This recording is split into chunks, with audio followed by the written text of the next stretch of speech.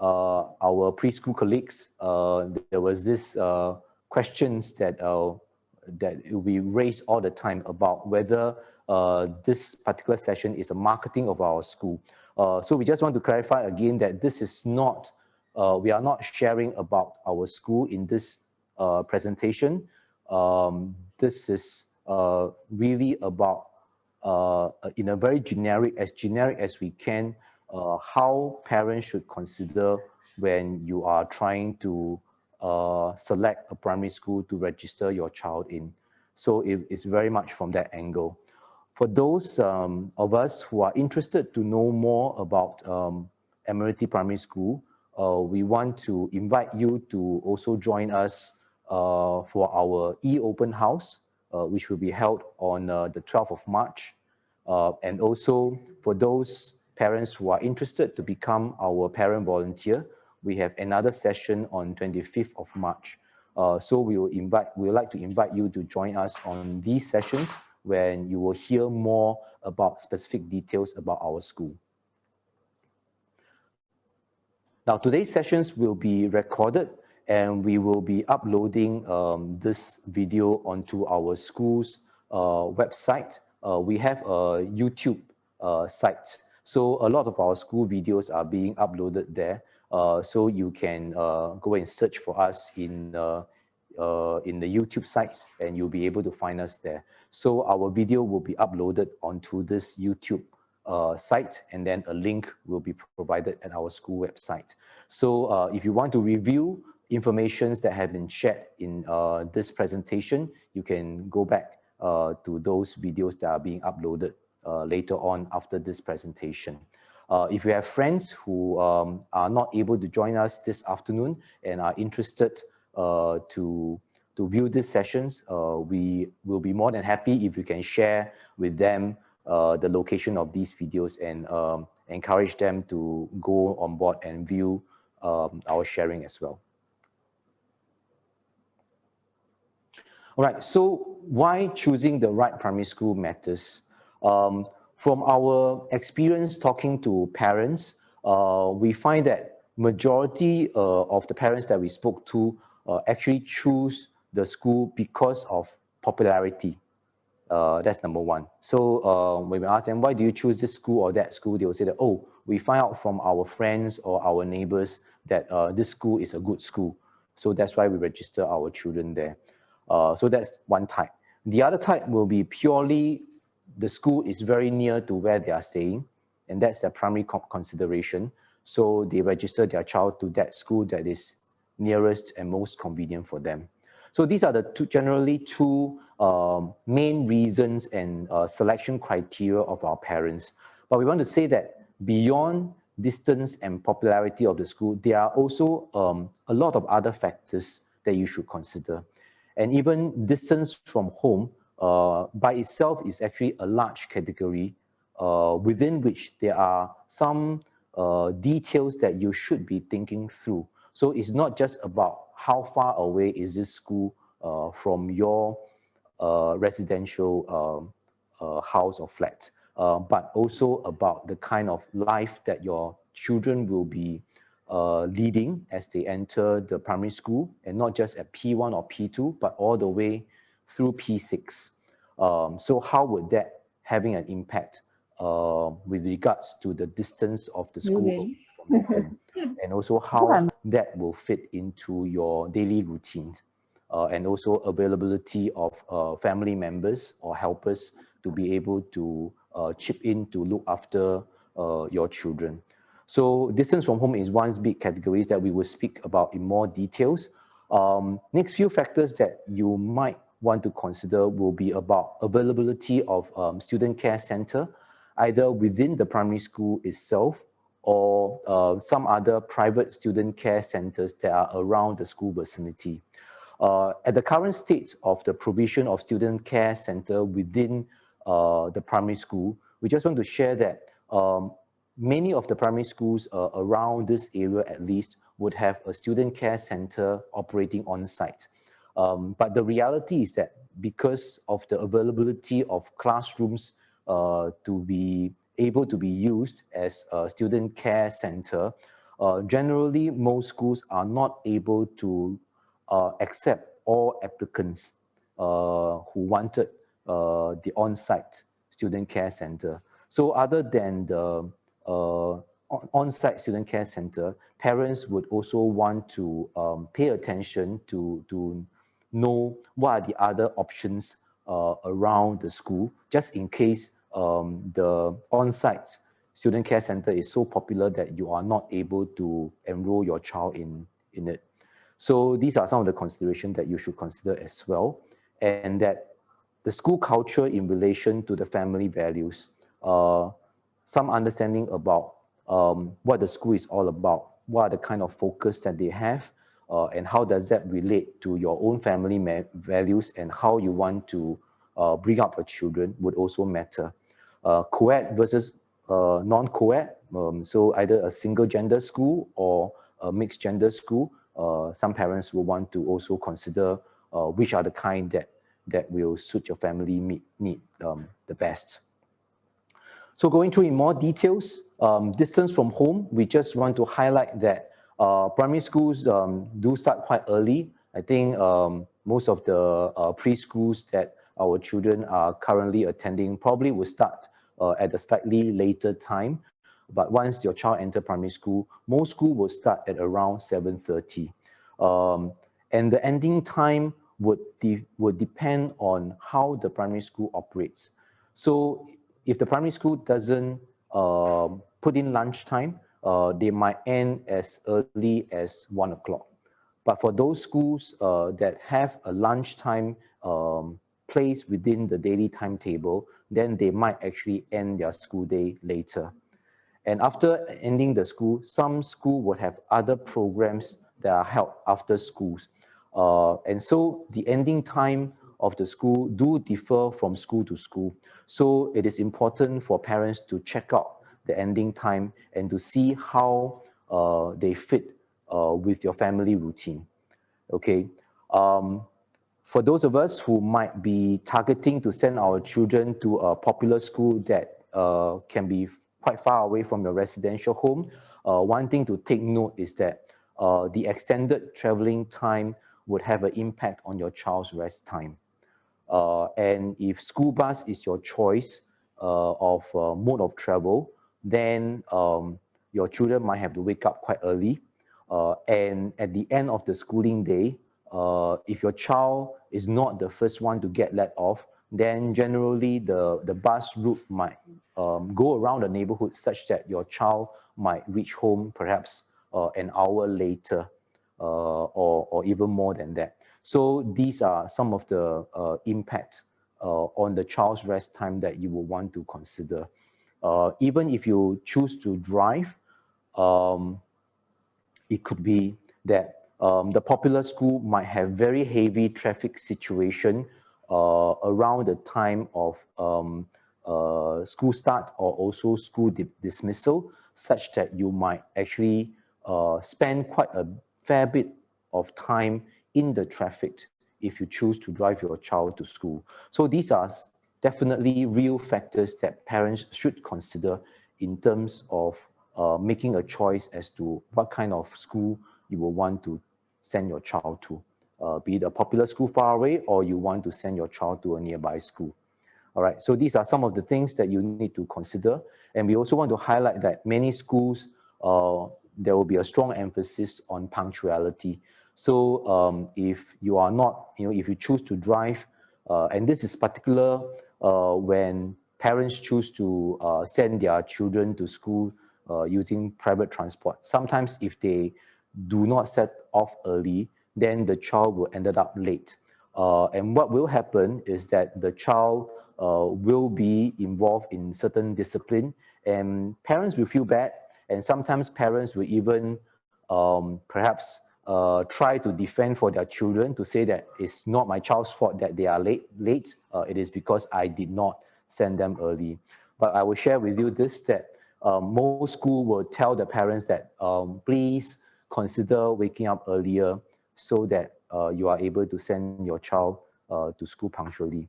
Now, can I also at this point in time mention this, that together with me that you are not seeing here, is a whole team of teachers that are with me today. And I just want to encourage that if you do have certain questions, I want you to encourage you to use the chat function to key in your questions. And our team of teachers, including my vice principals, will be on site to try to answer your questions through chat form. So do use that chat function if you do have questions that you will want to ask us as we go along the presentation. Okay. So availability of student care, I've mentioned it just now. So either on-site or near the school, you will want to find out what are the different options available for you.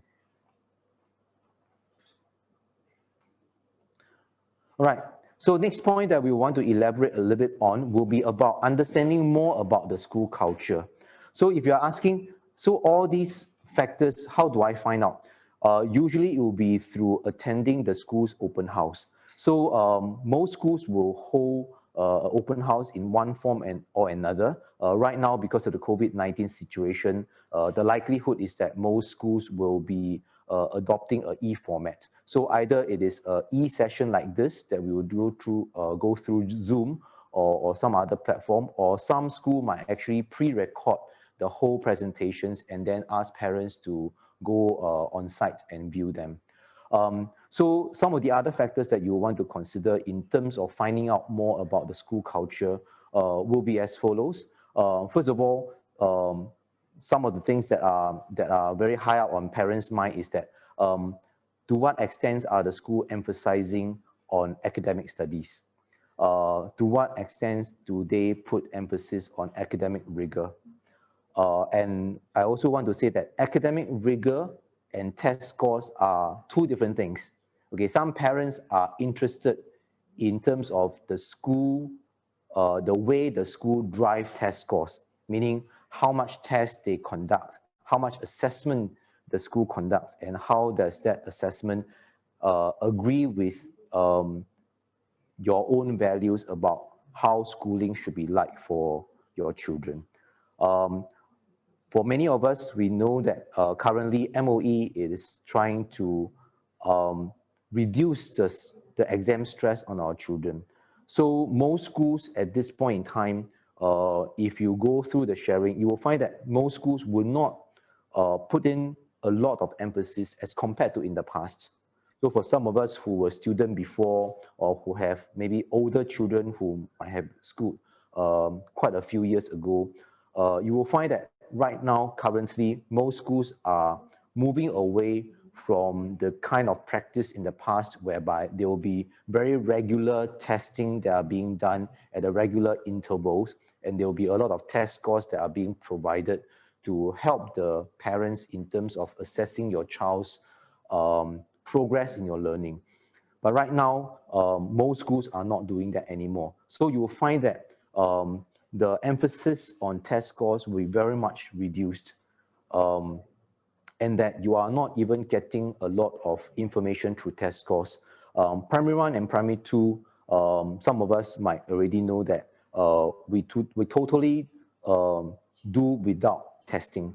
So throughout your child's first 2 years in primary 1 and 2, you will not have, I mean, you might have small little assessment here and there, but these assessments will not be formal assessments that will appear in your child's report card.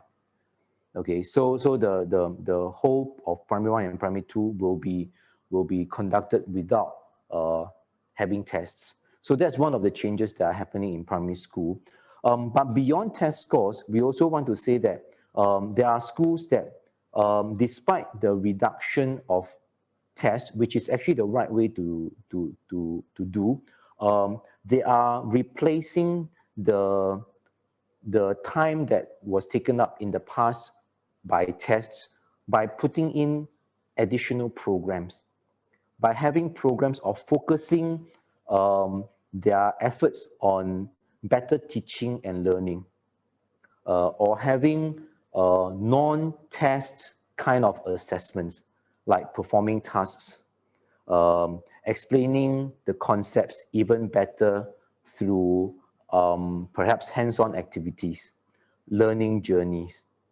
So these are some of the other ways that the schools are putting in replacement of tests to enrich the learning experience of our students. So these are some of the things that you will want to find out. And some of these programs I've just mentioned in replacement of testing will come across as perhaps special and unique school programs. Now, going back to the second point about character building emphasis, in the past, there is always this understanding, and I want to say that it is a misunderstanding, that people are seeing focusing on academic and character building as two different extremes on the same scale. That the school is either focusing on academic or the school is focusing on holistic education.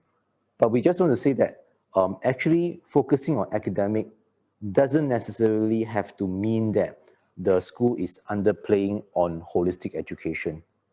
And likewise, when the school is focusing on character building and holistic education, it is not about academic rigor being brought down. Okay, the school can be aiming for high for in all of these aspects. That the school is focusing on academic rigor, at the same time, the school is also putting on a strong emphasis on the character building and the holistic education. So these are some of the aspects that you want to find out about the school of your choice to see if they agree with what you want for your child. Some of the other considerations that parents will want to think through will be about the school choice of yours, whether it has certain clan or religious connection, and whether you are comfortable with these connections. You want to think through about whether the school that you want to send your child in should be or should not be a special assistance plan school, meaning that these are the schools that perhaps place a stronger emphasis on the Chinese language. And these are actually a special list of schools, and you want to think through whether this is what you want for your children. And also, last but not least, the school's approach to discipline. So whether the school, practice caning, whether the school is strict on their discipline, how does the school deal with late coming, how does the school deal with miss minima, and whether they agree with your approach. I've come across certain parents that are very adverse to schools' decision to cane their children. So if you are of that group, you might want to find out more about the school's approach to discipline and whether you are comfortable with this approach in your choice of the schools. All right, so beyond that, you would also want to consider that beyond the academic pursuits, the area in which the school offers in terms of giving your child opportunity to develop their interests beyond the classrooms. So when we talk about building interest beyond classroom, the first thing that comes to mind would of course be the CCAs. And right now, most schools will offer CCAs from primary 3 onwards. So in the first 2 years of their schooling life, the children will go through what we call PAL program that will explore the different interests of your child. And then at the end of primary 2, the child will then make a decision as to what CCA they will want to join.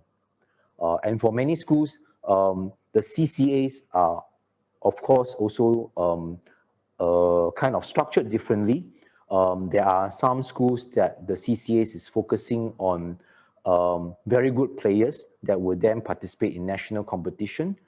But there will be other schools whereby the CCA is structured such that more emphasis is placed on exposure and enjoyment and less so on competition at the national level. So again, you also want to find out what is the school's approach towards their CCAs.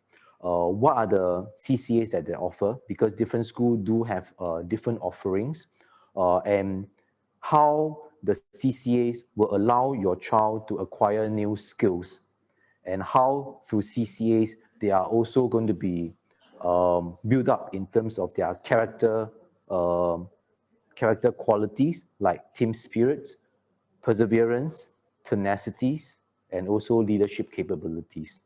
So these are some of the additional things that you might not be thinking about it because you feel that your child is still just trying to cross the hurdle to entering a primary school. But we want to encourage that you want to think a bit further to consider by the time your child reach P3, what are the CCAs that are there in the schools and whether there are CCAs, the school have CCAs that your child might be interested to join. Okay, so of course the choice of co-ed versus non-co-ed schools, perhaps to some parents will be quite easy to decide. We just come up with the following few factors, which I think for most parents, you might already have your own answers. So of course, for us, we say that the advantage of a co-ed school will be about getting your child prepared for the reality of dealing with people with of different gender and are able to mingle and interact. But some of the parents that we know would also be choosing single gender school because of some of the steep tradition that these schools have, because that's generally the trend in Singapore, whereby some of these non-co-ed schools, the single gender schools, usually are schools that are very well established and with many years history. So some parents are interested to send their children to these schools because of the tradition that they come from. But otherwise, the choice of a co-ed school, the advantage will be about that kind of interactions between the different gender, and that when it comes to the children's priority, particularly for families with children of different gender, if you enroll your child in a single gender school, then you will find that the younger siblings might not enjoy the priority in terms of entering the school, and you will have to start the priority selection all over again for your next child. So these are some of the considerations that parents should consider. Next, we will go on to talk about the different phases of P1 registration. Again, some of you might be very familiar with that, but through our years interacting with parents, we understand that a lot of parents are still just having a very vague notion of what the different phases of P1 registration is like. So we thought it will help if we kind of go through very quickly the different phases of the primary one registration so that you are aware. Okay, let me pause for a while.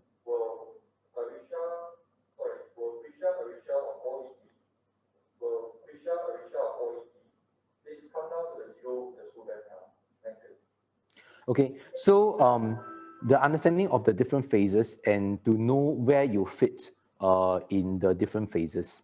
So these phases of P1 registration has been around in Singapore school for many years. So through the years, there have been some fine-tuning to the different phases, but more or less, the general structure of the different phases in the P1 registration actually has remained unchanged for many, many years. So phase one has always been the siblings of current students who are Singapore citizens or Singapore permanent residents. So that will be always for phase one. So once your elder child get into a school, the siblings of that child would enjoy phase one priority. And for most schools, phase one will be like a definite, sure, your child will definitely enter the school to phase one. So once your child enter a primary school, usually it will mean that for the younger siblings, they will have no problem entering that school. So that still remains the case. Now, once we fill up the places with phase one, then we will start to look into phase 2A. Phase 2A is divided into two parts, primarily about parents' association with the school. So generally, it will be parents who is an ex-student, and for 2A1, which is a higher in priority, will be that the parent is an ex-student and also a member of the school alumni. Okay, and the other category of 2A1 parents will be in cases of parents who is a member of the school's advisory committee. Okay, for phase 2A2, it will be parents or even siblings who are ex-students but they need not be a member of the school alumni. Okay, here the school alumni actually is not used in the loose form. The school alumni that we are referring to is actually a former registered association. Okay, so if the school doesn't have a formalized school alumni, then all ex-students, be it parents or ex-siblings, will automatically drop into 2A2. All right.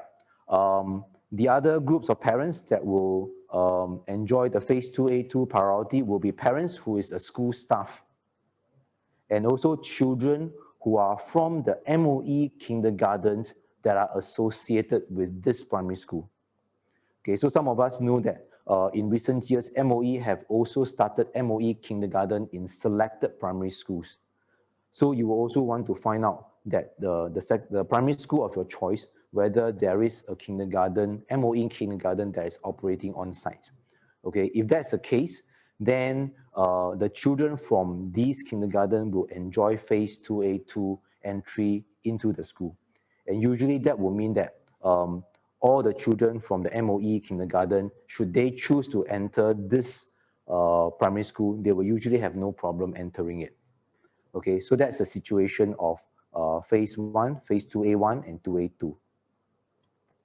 Okay, next for phase 2B, coming to phase 2B, this will be the one that most parents will be interested in, because the previous few categories are actually very niche. Phase 1 requiring that you have an older child who is already in the school. Phase 2A requiring that you or the older child being an ex-student of the school.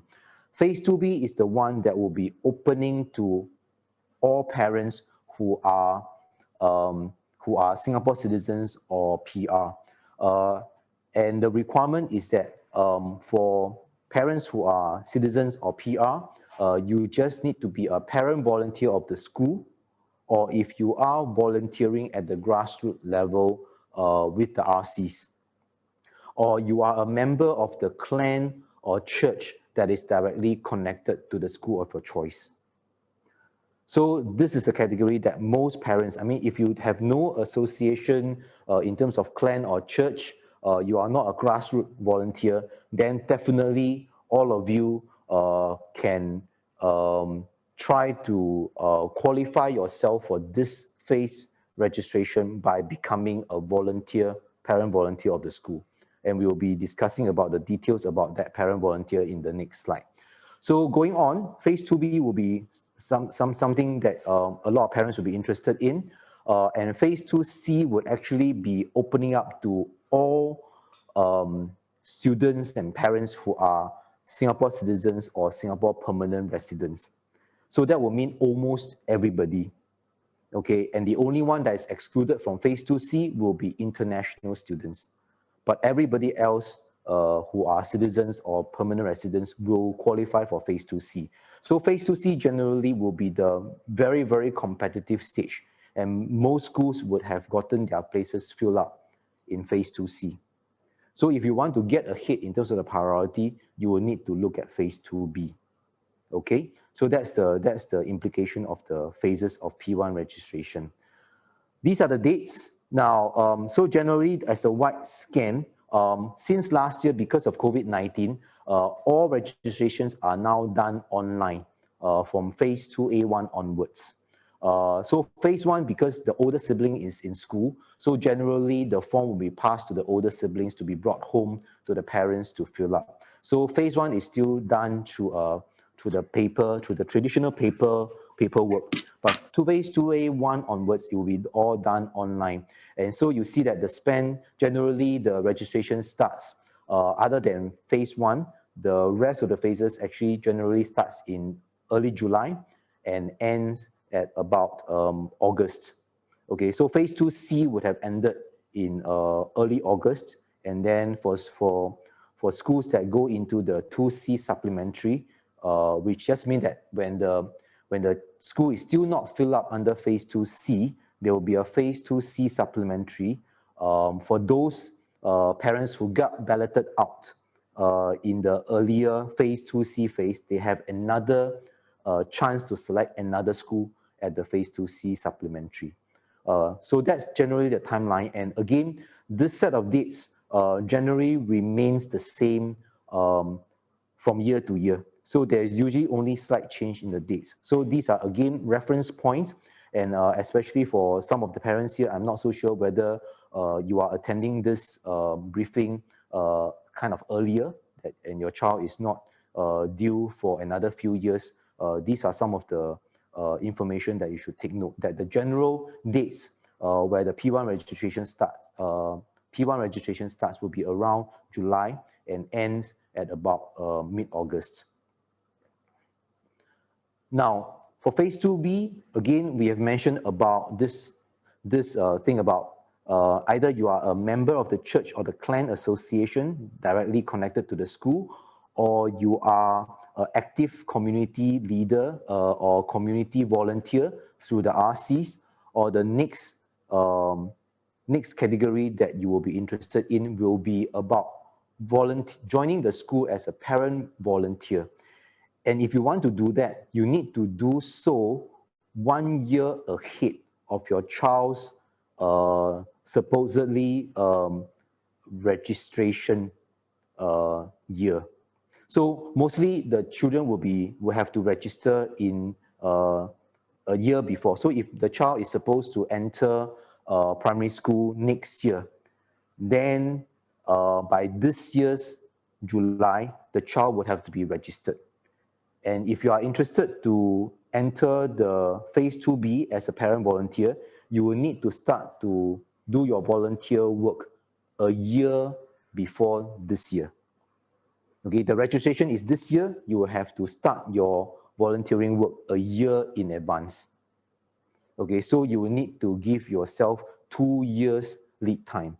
So do remember that, because we also come across many parents who, when they attend our e-open house, it is already on the year of registration, meaning that our e-open house generally will be done in March or April, and then by the time the parents attend this session, their children are actually due to be registered in a few months' time, and you have too short a runway to do your volunteer work. So we sometimes receive many requests after those briefings to start their volunteer work and to complete it within that few months. The answer is it's not possible. So if you want to do the volunteer work, you need to volunteer a year ahead of time, okay? There is no reason why you can't even register a few years ahead. So some parents even register a few years ahead, just want to make sure that they lock in their interest to do parent volunteer work with the school. But generally, the school will not activate you until a year before your child is due to register in that school. So that's something that you will want to be thinking through about starting that registration early. So that's why when we share our information with our preschool colleagues, we say that to ask the pre-primary 1 parents to come for this briefing as well, because that will give you 1 year head start. Okay.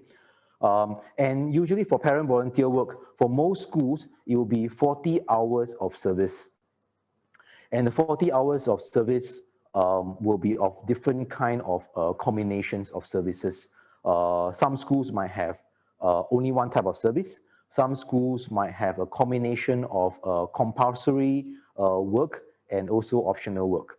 So different schools will run their volunteer service differently. And for some other popular schools, they might even say that 40 hours is not enough, and they might even increase it to 60 hours or 80 hours. So do pay attention and find out more about their parent volunteer schemes if you are interested. But one caveat which MOE and all the schools will communicate to their parent volunteer is that the completion of that 40 hours of volunteer service doesn't guarantee a place. If there are more parent volunteers that qualifies for phase 2B and there are insufficient places available, then the parent volunteers will still have to be balloted. Okay, so that's just the caveat that we will always share with the parents. But generally, most schools, I mean, like for our schools, we will because parents do this service for us, so we will also put in our effort to look after them. Now, the control, I mean, some of you might be interested to ask, why can't the school control such that there is no balloting? We just want to say that the control of this balloting is actually beyond our accurate prediction. Because first thing first, the number of places that we have for each year will be fixed by MOE. And MOE will only announce the number of places that we can take in a year ahead of time. By then, we usually would have already registered all our parent volunteer. So that's number one. Number two, in the earlier phases, such as siblings or alumni, there is no way we can accurately predict how many children we are able to get in phase 1 or in phase 2A. So that's another reason why we are not able to get exact figures. And therefore, the number of places that are left for phase 2B would always be only an estimation. So for school, generally, we will want to open up as many places for parent volunteer as possible. Because if the school is very conservative and do not open up many places for parent volunteer, I think many parents will also be very disappointed.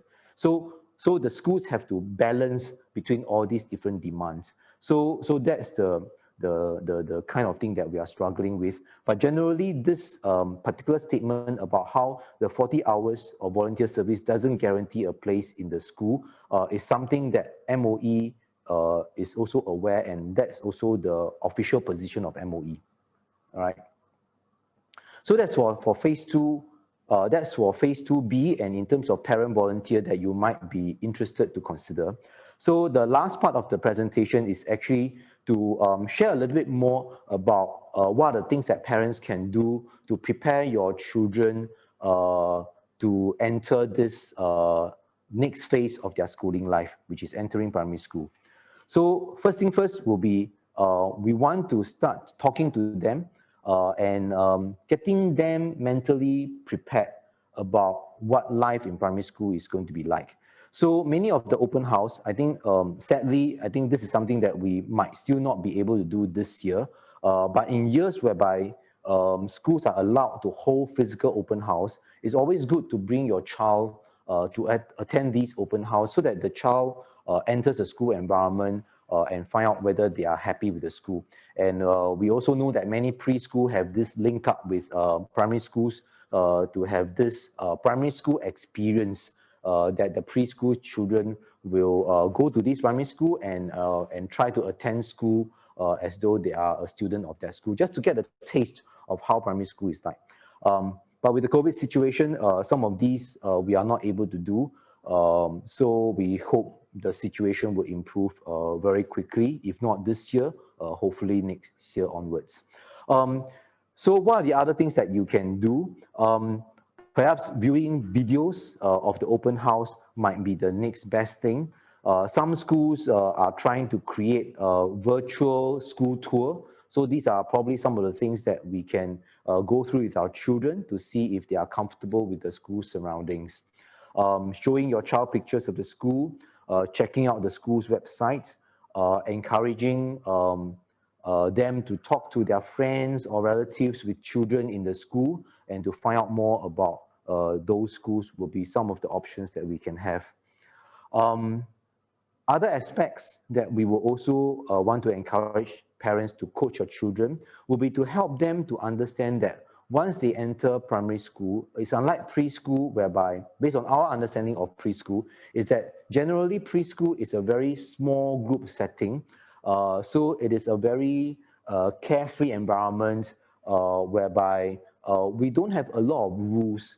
Like for example, children in preschool generally will just speak when they feel like it. And because of the small group setting, generally when everyone is speaking at the same time, it is still okay. But once we come to primary school, primary 1 and primary 2, the class size can be as big as 30 students. So from primary 1 onwards, you realize that the teachers require that the students take turns to speak, and also for the children to raise their hand and wait for them to be called upon by the teachers before they are able to speak. So these are some of the rules that the children will need to get used to. So it is good to also start telling our children that when they enter primary school, there will be different requirements. The teachers will set up certain rules that are different from their preschool, and how children will want to prepare themselves to adjust to these different rules. So be clear about the expectation. The primary school teachers would also be communicating with you, especially once your children start schooling. And so that's how you can communicate between yourself and parents and the teachers. And the teachers will also share with you more about their expectations and how you can also continue coaching your children as they go through the perhaps first few weeks of adjusting to the primary school. Do assure your children that the teachers are there to help, and particularly in their early days in the primary school, some of them might become quite disoriented, and it is important to assure them that should they feel lost or disturbed or do not know what to do, they should always approach their teachers for help. So that's something that they can always do. All right.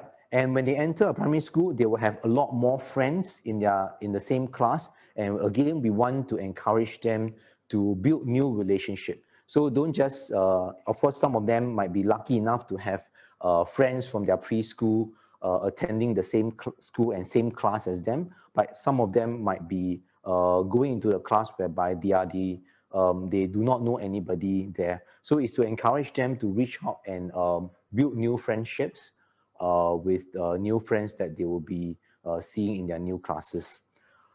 Starting the routine would also be very important in terms of following very strict timetable.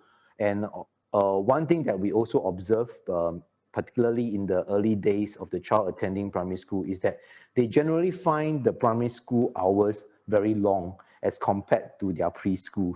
And especially if they are very used to only half a day of preschool, whereby they just attend school for the morning few hours, then you'll find that the primary school hours is actually quite long for them. So again, this is something that we will want to prepare our children to start getting used to that longer period of time. And if you are able to have ways to engage your child back at home on ways to get used to these longer hours in school, that will be very helpful. You probably also need to talk to your child about the schooling routines, that because they have to get up very early, so what are the things that they have to do? So like sleeping earlier at night will be something that you will want to put in for your home and family routines. The way they should approach in terms of playing with their friends, setting time aside to do their homework, will also be routines that you will want to coach, and also perhaps try to set up such kind of routine at home before your child even enters a primary school. The last point is about helping your children to pack your bags, and maybe even getting them to practice carrying the school bag. Many mornings we see a lot of situations whereby our children's bags are actually carried by their parents or by their helpers for them. We also sometimes find out from our children that they actually were not the one who packed their bags, and that their bags are being packed by their parents or helpers. And on days whereby they did not bring certain things that the teacher required them to bring, then they will say that it's because their parents or helpers did not pack it in. So again, we find that that is not very helpful because from young, we want the children to instill this habit of responsibility. And these are also life skills that some parents might feel that your children are still young, but I think we hold the view that children should start practicing these life skills from as young as possible, so that they will become more independent and less reliant on parents or helpers. And through that process, they also build up this sense of responsibility.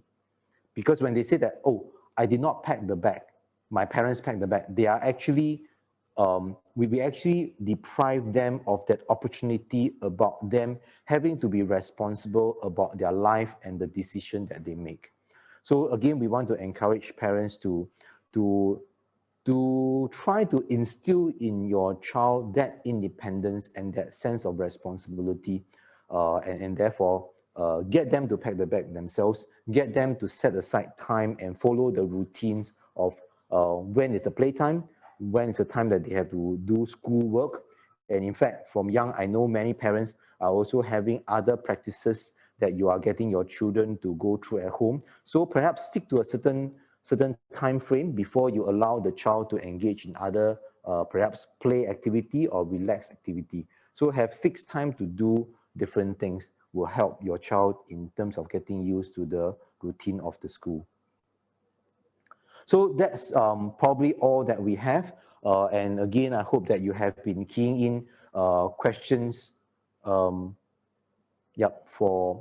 our teachers, but maybe some of you do not have. Perhaps right now a Q&A. Those who would like to ask us a question, you might want to unmute yourself. Let me give me a minute. Let me just also get my technical team to unmute so that I can hear your questions.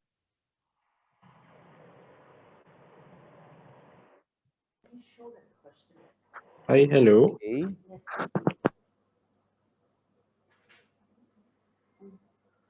Yeah, so Miss Mandy, you have a question. Can she unmute herself, or do we have to unmute her?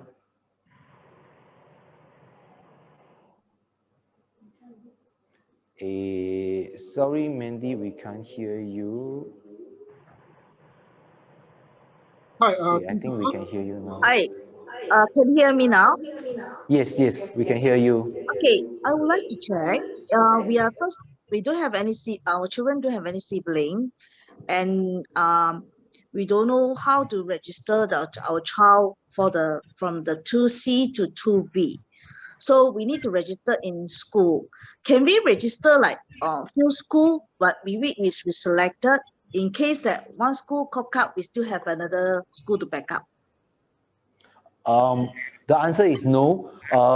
The exact detail on the P1 registration are included in the MOE website. So they have the most updated information. So if you want to find out more details, you can check out the MOE websites. But just as a very quick answer to this question will be that the structure of P1 registration requires the parents to be committed to that registration. So once you log in that registration, you can only log in one registration in one school. And once you have exercised that, that is considered done. You are not allowed to do multiple registration in multiple schools, because otherwise they become very messed up. So it's only one school per phase. All right. Yeah. Thank you. Thank you.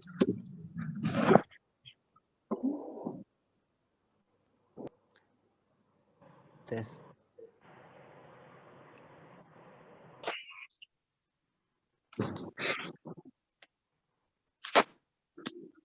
Hi. Yes, hi. Hi. I have question. The slide just now share with us only mentioned about the phase 1, phase 2, phase 2 supplementary. How about phase 3 for international student? Is that the date? Okay, for phase 3, generally they are for international students. So for international students, they actually cannot register in the school directly. They will have to place their interest to register into Singapore mainstream schools by indicating that interest with MOE at an earlier date. So again, what is the date? You need to check out from the MOE website. So MOE website will indicate by when the international students would have to indicate their interest. Once they have indicated their interest with MOE that they want to register in mainstream school, then the placement will be done only at phase 3, and that placement will be done by MOE. So it's not something that the parents will have a choice. So Okay. the MOE will place their, will do their placement of the international students at phase 3, which means that only schools that still have placing after phase 2C supplementary will be considered for international students. And then once the MOE do the allocation, that is usually quite fixed. And if parents are not, want to appeal for that allocation, you will need to go to MOE directly. But again, as in all phases of the registration, generally MOE might not entertain appeal for cases like that. So that's based on our understanding. Yeah. So what we can do is we actually should check with MOE website frequently, and we need to find out ourselves, right? Yes. Yeah. I hope MOE is releasing this information early enough. Because if I'm not wrong, generally international students will have to register your interest as early as maybe June. Yeah, by June. So you cannot miss that deadline, because once you miss that deadline, then it will be very troublesome. And I think MOE should have already released those dates. And there's no harm to call up MOE help desk to ask them for the actual dates. And I think in this case here, parents probably can register even earlier. Yeah, I don't think you need to, the window is not so tight like the rest of the phases whereby it's only this few days. But the international students probably have an even longer runway that you can register quite far ahead of time. Yeah, in terms of your interest. All right. So do check that out. Thank you. Hello. Yes, hi. I'm Kevin here. Okay, can I tell with you about parent voluntary work? Okay, if Yes. my visa is due for primary 1 next year, so can I say that there's no point registering for voluntary work at the school, right? Since you say must be 1 year or 2 years ahead. Yes. If your child is due to enter the school next year, January, which means that you have to register your child by this July to August, that means you have less than 1 year to complete your 40 hours. So you will not have enough time to finish that. So most school will not be able to accept you as a parent volunteer. Oh, okay. No, thank you for your answer. Thank you. Yeah, hello, Principal. This is Gabriel. Hi, Gabriel. I heard that, I don't know whether it's a rumors. Certain primary school itself, the how should I put it? Okay, the principal itself can decide whether to emphasize more in academic for the children, or more on building out the characteristic. So I don't know whether is that true that the principal actually has the right to decide whether it's concentrate more on academic or other fields. Okay, thank you for the question. I would say that for most schools, it is not just the principal unilaterally decide the emphasis. Of course, the principal would have a large part to play in the decision making, but generally we operate as a whole school, so there's a need for that. But you are right in saying that schools, I wouldn't say it's a principal, but schools can decide on the kind of balance that they want to approach in terms of how much emphasis they want to place on academic and how much emphasis they want to place on holistic development, which includes character development. And I again want to emphasize that these are actually not too extreme on the same spectrum. They are actually two different aspects, and a school can say that I place just as much emphasis on academic and just as much emphasis on the character building. Yeah. So it's to find out from the school. Of course, the principal being the key figure of the school. Generally, in cases of the principal himself or herself conducting the school talk for the parents, you will be directing these questions to him or her, and they will be the one to share very clearly the school's stand on this. I see. So it means that each primary school itself is independently can decide which are the area that they want to concentrate. And MOE basically they don't have extreme rights to interfere. Am I supposed to say that? Okay, MOE leave it open to the schools to find the right balance. So like for example, the number of CCAs, there is no fixed listing from MOE that schools must have a whole list of CCA or the extent to which the school focus on character development. They leave it to the school to decide. Now, generally, I would say this, that there is still, for those of us who are in corporate sector who are familiar with the concept of accountability. It's not that the school can suka do whatever they want. Okay, there is still at the end of the day the accountability to our stakeholders, be it parents or be it MOE. So the MOE checkpoint will be that at the end of the 6 years, the PSLE exam, which I know a lot of parents dread PSLE, but PSLE is really a very important instrument for MOE to keep check on the schools. So MOE said, I allow you to do whatever balance that you want, but ultimately I will validate your effort and check on you through academic-wise, through the PSLE, to make sure that the school do not fall through the cracks. Okay, Yeah. so one last question. If let's say right now the new education system itself for primary 1 and primary 2, the children they don't have to take exam or test for these 2 years. So how are the schools going to gauge to judge that basically the children will have any problems when they reach to primary 3? So how the school is going to judge from there? Okay, so so in general, right now, the way school runs for P1 and P2 will be that there's no test.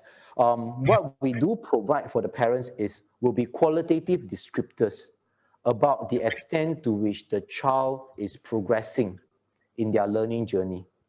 And generally, say for example, there will be perhaps 4 categories under maybe, say, just as a hypothetical example. Okay, I just need an example to clearly illustrate this. Like for language learning, there might be, say, listening, speaking, writing, and reading. So we might say, let's say reading, okay, the degree to which the child is able to read fluently. So there will be a different descriptor for that. So the teachers will be able to provide that feedback to the parents as to the extent to which, what part of the spectrum is the child placed in at this particular time. So it will be a qualitative description, and then it will again also be in terms of a qualitative descriptor as to what the parents can do to help your child to improve further. So it will be in that form. And therefore, in general, the way we will look at it will be that it will be in terms of these descriptors that we will describe the child's progress. Now, at the end of P2, of course, in the case whereby our children are progressing very well, then you might find that, our children actually meet the expected level of performance for all categories. Then that will be the best case scenario, or some might even excel, exceed expectation in some categories. So that might be some of our parents, and if we get that, then maybe, it's a good sign. For some of our children, maybe there are certain areas of weakness. So they might fall short of perhaps the expected level of performance, maybe 1 lower, maybe 2 lower. And those will be the feedback that the parents can take back to say, okay, what are the remedial kind of help that the child might need outside of school. But generally, that will be the indication of the child's readiness. And no matter what, the school's practice is that all children will be promoted to primary 3. So that is also the school stand. And in fact, for most schools, the advancement of the child from one level to the next is almost automatic. So we do not practice keeping the child back. we will always be advancing the child to the next level, unless there are special circumstances that really prompt the school to consider that maybe to keep the child back for 1 year will help the child in coping. Then in that case, we will actually call for a meeting with the parents to discuss whether that is a possibility that the parents are willing to consider for the child. Okay, thank you very much, Principal. Thank you. Thank you, Gabriel. Thank you. Hi, I have a question. Okay. Hello. Hello. Hello. Yes. Oh, Can I ask a question now? Or Yes, is there please, any? please. Oh, okay. Sorry. My question is, I'm already done with my 40 hours PV. So, will the school contact me when it's time for me to apply for, I believe, phase 2C, is it? Or phase 2B? Phase 2B. 2B. Will the school contact me for me to register my child? Yes. Generally, the school will inform you that you have completed the 40 hours of service. They should also contact you when the time is near for you to register your child in phase 2B. Yeah, but you should also maybe take note of the date for phase 2B yourself, so Okay. that should the school forget to contact you, which I hope will not be the case, you will still remember and not miss the chance to register. I see. Yeah. Okay, Ken. Thank you so much. Thank you. Hi. Yes, Hello. if you want to just unmute yourself to ask questions, because I think quite difficult for us to see who we can unmute. Yeah, hello, hi. Hi. Yeah, I have a question over here. So I just want to check on what are the typical parent volunteer activities that are actually being accepted by the school. I mean, in general, especially during the current COVID situation right now. Okay, under the current situation, some of the things that the school will still be able to do will be things like car park duty, traffic controlling, because these are activities that do not require sustained contact between the parent volunteer and the child. So these will be some of the more popular one. For our school, for example, we also have work like canteen supervision or play area supervision to ensure that the children are playing at the designated area. So these are some of the the kind of jobs that parent volunteers will be engaged in. For some schools, like for example, for our school in the next coming year, we are preparing ourselves for our school anniversary. So we might need help from parents in terms of, say, for example, sifting through our past year photographs and to digitize it by scanning. So, or preparing teaching aids for mathematics or sciences. So these are the kind of preparation and work that do not require contact between the parents and the students, and these are some of the work. But these are not exhaustive. There are, of course, many other kind of categories of work that schools can think of to involve the parent volunteers. Okay, sure, thanks. Thank you. hi, sir. Can I ask a question? Yes, please. Hello. Hi, Mr. Pig. Hello. Hi, Mr. Pig. Yes, yes. Sorry. Just adding into on the question that was asked before this about the syllabus.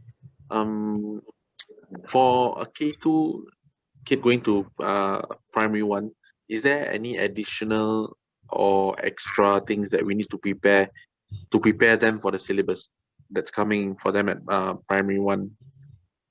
Okay. Current time is the position from MOE is like this, that at P1 we are supposed to assume that the child come in with zero preparation. Okay, because this is to ease off the, in the past there used to be this kind of concern from parents about school starting P1 already requiring that the children come in already learn certain things. Okay, but MOE has come out to say that that is not the requirement. So all schools are supposed to start assuming that the children come in with with zero preparation. So if your child are already in preschool and they are already learning things, most likely your child will be well prepared to enter primary school. Yeah, so whatever that you do that you want to expose your children at home should be something that is enjoyable. It's not about preparing them for the syllabus, but it is learning that they enjoy, and because of those learning, they become further ahead, or they find the going in primary school easy. That is a bonus, but learning should be fun if you want to do any preparation before primary school, but there is no formal requirement for primary school to say that the child need to come in already know certain thing. The answer is no. Yeah.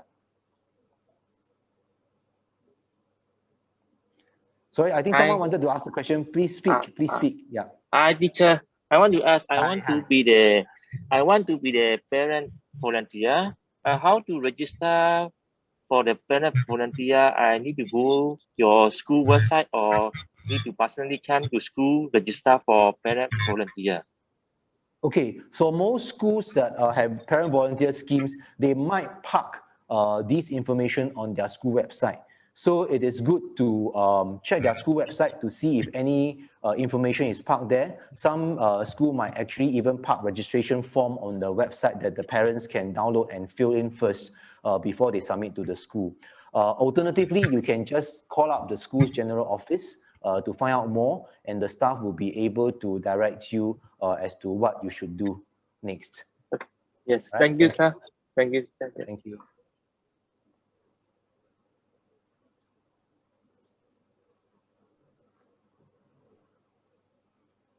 Okay, any other questions?